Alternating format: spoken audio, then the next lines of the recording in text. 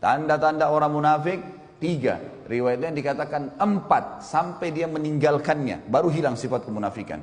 Kalau dia berkata selalu dusta. Kalau dia diberikan amanah, berkhianat. Kalau dia berjanji, dia ingkari. Dan yang keempat adalah kalau dia berdebat, maka dia curang. Sekarang berapa banyak orang Islam di Indonesia yang cirinya 4 ini ada semua padanya? Hah? Saya nggak bilang di masjid ini ya. Banyak orang. Ada orang subhanallah tiap hari dusta. Udah kayak nggak ada nilainya. Cuma kita sulit bedain mana yang benar, mana yang salah nih. Makanan dusta, pakaian dusta, kerja dusta, semua dusta. Apa yang bisa dipercaya nih? Sama istrinya, sama suaminya dusta terus. Apa ini? Tanda-tanda kemunafikan. Tapi bagaimana caranya kita vonis dan bagaimana bermuamalah?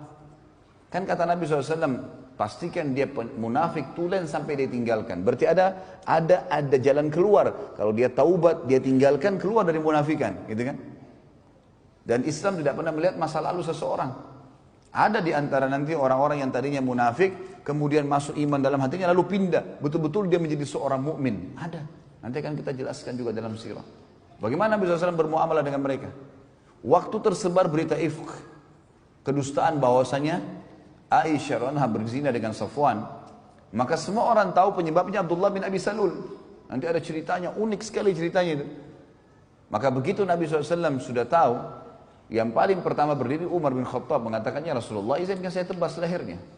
Bunuh aja orang ini, munafik. Dan Umar selalu setiap ada orang melanggar depan Nabi, ya Rasulullah izinkan. Anda izinkan hilang kepalanya orang ini. Luar biasa kalau Umar hidup zaman sekarang, wah banyak sekali kepala yang hilang gitu.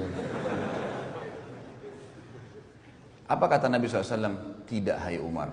Jangan sampai orang-orang ngomong Muhammad membunuh orang-orang yang hidup seakan-akan jadi sahabatnya gitu. Seperti ini munafik, jelas-jelas munafik. Nabi SAW tahu. Tapi kan dia berbaur dengan muslimin, seakan-akan dia bagian dari sahabat. Jangan sampai orang berkata Muhammad bunuh sahabatnya. Sampai tersebar di setiap musuh Nabi SAW. Ayo, orang-orang Yahudi biasa bilang kalau sudah terdesak kita masuk Islam saja. Karena Muhammad gak mungkin bunuh sahabatnya. Sampai tersebar itu sebuah konsep. Berarti ada cara menghadapi orang munafikin. Dakwahi, sampaikan. Bukan seperti orang kafir, misalnya ada yang dibunuh. Enggak ada. Kecuali ada penyebab-penyebab syarikat. Dia berzina, dirajam, atau dia misalnya membunuh maka dia dibunuh dan seterusnya. Jadi ada metode cara menghadapinya.